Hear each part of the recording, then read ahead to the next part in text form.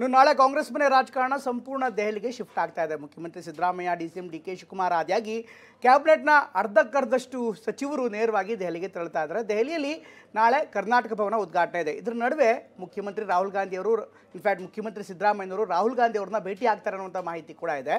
ಇದರ ಜೊತೆಗೆ ಡಿ.ಸಿ.ಎಂ ಕೂಡ ದೆಹಲಿಯಲ್ಲೇ ಇರುವಂಥ ಹಿನ್ನೆಲೆಯಲ್ಲಿ ಸಹಜವಾಗಿಯೇ ರಾಜಕೀಯ ಚರ್ಚೆ, ಕೆಪಿಸಿಸಿ ಅಧ್ಯಕ್ಷದ ಪಟ್ಟ ಬಗ್ಗೆ ಸಾಕಷ್ಟು ವಿವರ ಚರ್ಚೆ ನಡೀತಾ ಇದೆ.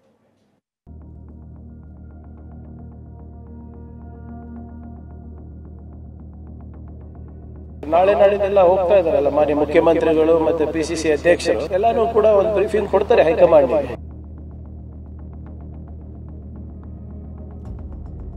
ದೆಹಲಿಯಲ್ಲಿ ಬಗೆಹರಿಯುತ್ತಾ ಕೈ ಪಾಳೆಯದ ಗೊಂದಲ. 10 ಹಲವು ವಿಷಯಗಳನ್ನಿಟ್ಕೊಂಡು ದೆಹಲಿಯತ್ತ ಸಿಎಂ. ಕೆಲವರಿಗೆ ಪ್ರಮುಖ ಪಟ್ಟದಾಸೆ, ಮತ್ತೊಂದಿಷ್ಟು ಮಂದಿಗೆ ಸಚಿವರಾಗುವ ಆಸೆ. ಪ್ರಭಾವಿ ನಾಯಕರಿಗೆ ಸಿಎಂ ಕುರ್ಚಿ ಮೇಲೆ ಕಣ್ಣು. ಹಲವು ತಿಂಗಳುಗಳಿಂದ ಕಾಂಗ್ರೆಸ್ ಪಕ್ಷದಲ್ಲಿ ಒಂದಲ್ಲ ಒಂದು ಗೊಂದಲ ಮನೆ ಮಾಡ್ತಿದೆ. ಪವರ್ ಶೇರಿಂಗ್, ಡಿನ್ನರ್ ಮೀಟಿಂಗ್, ಸಮುದಾಯವಾರು ಪ್ರತ್ಯೇಕ ಸಭೆಗಳು, ಕೆಪಿಸಿಸಿ ಅಧ್ಯಕ್ಷರ ಬದಲಾವಣೆ, ಭ್ರಷ್ಟಾಚಾರದ ಆರೋಪ, ಹನಿ ಟ್ರ್ಯಾಪ್ ಪ್ರಕರಣ, ಹೀಗೆ ಸಾಲು ಸಾಲು ಸವಾಲುಗಳು, ಗೊಂದಲಗಳು ಕಾಂಗ್ರೆಸ್ನಲ್ಲಿವೆ. ಇದೆಲ್ಲದರ ಮಧ್ಯೆ ಸಿಎಂ ಸಿದ್ದರಾಮಯ್ಯ ಬಹು ತಿಂಗಳ ಬಳಿಕ ದೆಹಲಿಯ ವಿಮಾನ ಹತ್ತುತ್ತಿದ್ದಾರೆ. ನಾಳೆಯಿಂದ 3 ದಿನಗಳ ಕಾಲ ಸಿಎಂ ಡೆಲ್ಲಿ ಯಾತ್ರೆ ಸಾಕಷ್ಟು ಕುತೂಹಲಕ್ಕೆ ಕಾರಣವಾಗಿದೆ.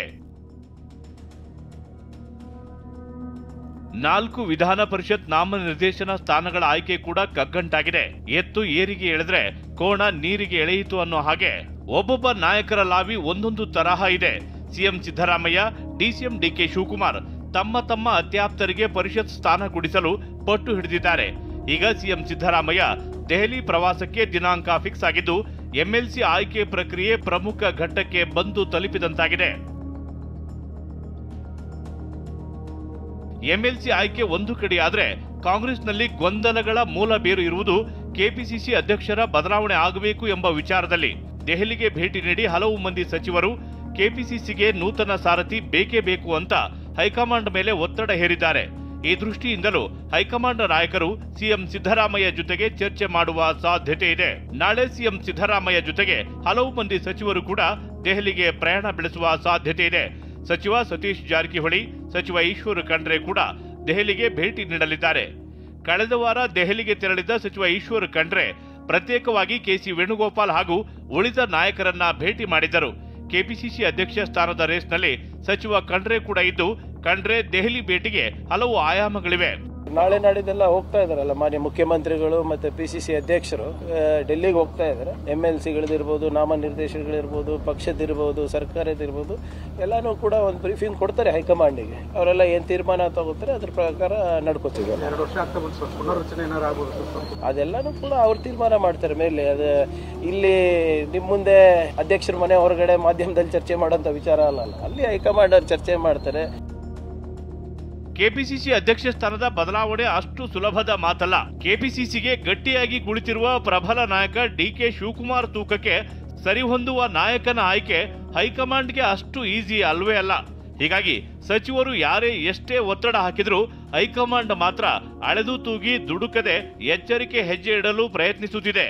ನಾಳೆ ಸಿಎಂ ಸಿದ್ದರಾಮಯ್ಯ ದೆಹಲಿ ಭೇಟಿ ವೇಳೆ ಇದಕ್ಕೆ ಸಂಬಂಧಿಸಿ ಸುದೀರ್ಘ ಚರ್ಚೆ ಆಗುವುದನ್ನ ತಳ್ಳಿ ಹಾಕುವ ಹಾಗಿಲ್ಲ.